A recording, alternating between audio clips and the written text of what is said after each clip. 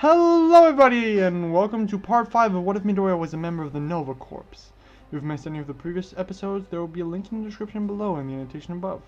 In the previous episode, the League of Villains attacked the USJ. Midoriya, using the Nova helmet, managed to put a stop to them quite easily, so they decided to retreat. A while after they left, in the sky an armada of spaceships led by Titus appeared out of nowhere. A message is broadcast across Earth, being intercepted by TVs, phones, radios, you name it. The students of Class 1A are standing outside of the USJ but hear the message through a police car's radio.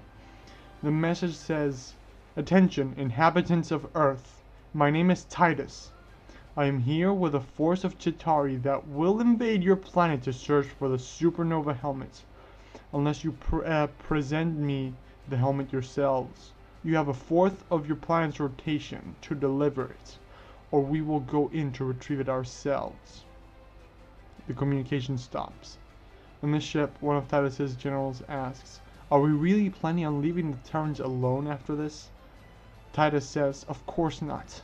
I hate this backwash planet. It has been a thorn in my spine in more than one instance. Once I have the helmet, I shall destroy it." Back on Earth, the students are taken to their main to the main building at UA, while the teachers go to a conference room to discuss the best course of action, along with other heroes and people across the world. While they discuss in the Class 1A classroom, Midoriya looks at his helmet, thinking what he should do. Kaminari says, "Wow, that voice was really scary. Do you think they're actually aliens, or it's just some prank?" Zero says, "Come on, aliens aren't real." Jiro says, "Didn't you see the ships in the sky? How do you explain those?" Jirozu says, "The evidence does suggest that they are real. This would be too elaborate for a prank, although it could be someone's crooked plane." Uraka sees Midoriya looking down at his helmet and asks, "What do you think, Deku? Are they real aliens, or is it just a prank?" Midoriya says, "They're definitely real." Ida asks, "What makes you so sure about that?" Midoriya says, "Because," and he quiets down, looking at his helmet. Sato says, "Okay, assuming they are real, what are they after? A helmet? There are many helmets around the world. How do we know which one they're looking for?" Ashido says, "Don't know. Maybe it's a special super weapon or something that just looks like a helmet." Chiru says, "That is very unlikely. Why would a helmet be a super weapon?" Kirishima says, "How long is a fourth of a rotation anyway?" Midoriya says, 6 hours. "Well, we have 4 left. 2 have passed since the message." Doro asks, "What are we going to do?" Uraka says, "I don't know what we can do." Bakugo gets up and walks towards Midoriya, grabbing him and pulling him towards the door. Bakugo opens the door and leaves. Ida shouts, "What are you doing, Bakugo? We aren't supposed to leave the classroom." Bakugo says, "Whatever, Four Eyes, just going to the bathroom." Bakugo leaves it as Ida asks, "Why are you taking Midoriya with you?" Bakugo then slams the door and the class resumes their conversation. In the hallway, Bakugo slams Midoriya against the wall and says, "Be straight with me, Deku. That helmet you have, the one that allows you to use your power, is that what they're after?" Midoriya doesn't say anything for a bit until he whispers, "Yes." Bakugo says, "Then why don't you give it to them and save all our butts? Is it because you'd lose your means to become a hero? Newsflash, you'd be the world's hero." Midoriya says, "I've been thinking about it since the message, but even if I give them the helmet, I think they wouldn't leave, or worse."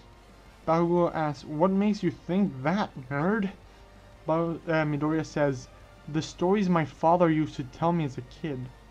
Bakugo says, "So you aren't going to save the world because of some bedtime stories? That's a stupid reason. They're all made up." Midoriya says, "That's what I used to think, but they aren't. And knowing that they aren't, I know that Titus would probably not honor the agreement. Once he has what he wants, he'll probably enslave us, or even destroy our planet." Bakugo asks, "If you have so much power, Deku, then why don't you go take him down yourself?" Midoriya says he has a whole fleet with him, and he is one of the most known conquerors in the Milky Way. I can't do it alone. Bakugo says, then don't. There's a room discussing what they should do, along with probably thousands of people around the world trying to come up with a plan.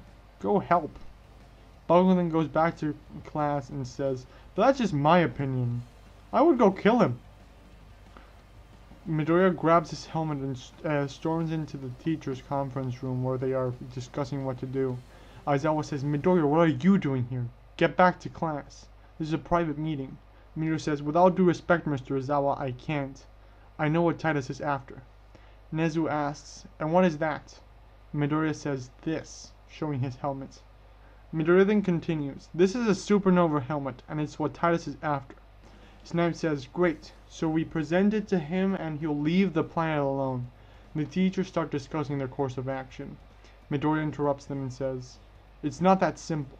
This is Titus. He's a conqueror of worlds, and from what I've been told about him, he won't stop until he has the helmet, but he'll also not be true to his word. Cementos asks, what are you proposing, Midoriya? And Midoriya tells them a plan. After that, the teachers of UA inform the heroes across the world, telling them what to do.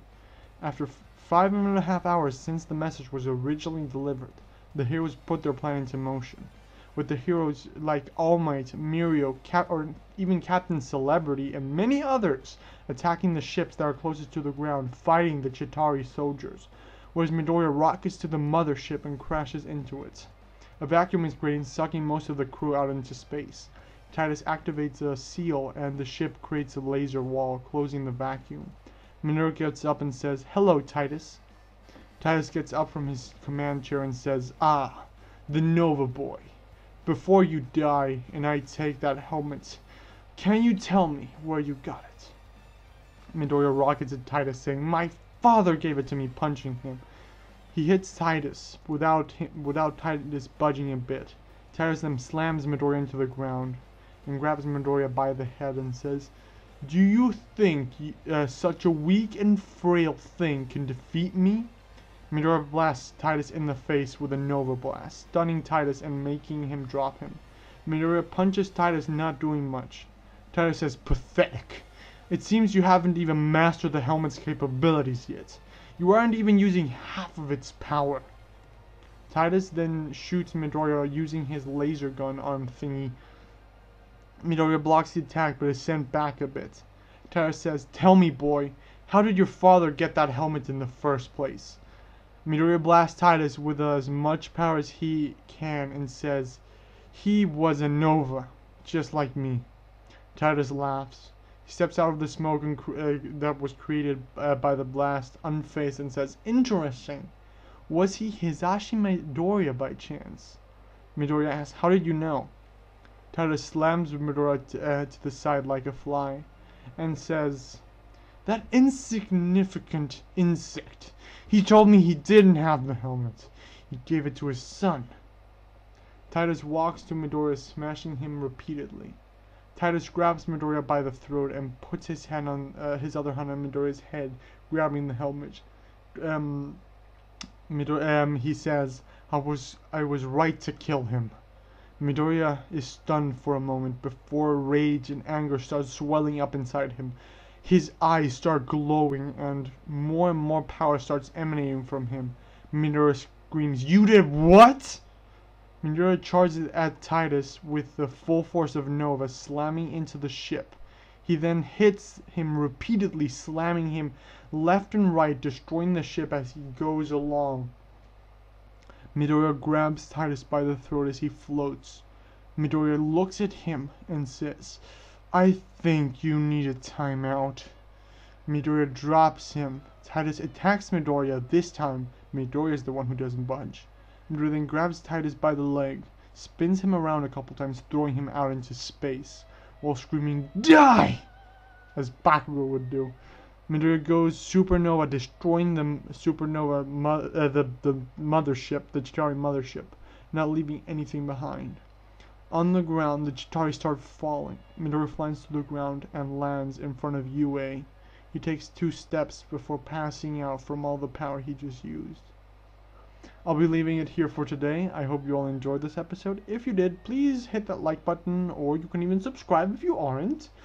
If you're new, of course. If you have any suggestions, make sure to leave them either in the comments below or my Discord, where you can talk to other people that are subscribed to this channel, and I give you specific information, ask you questions, and whatnot. It's fun! Come and join us. Until next time, have a nice day, everyone. Bye!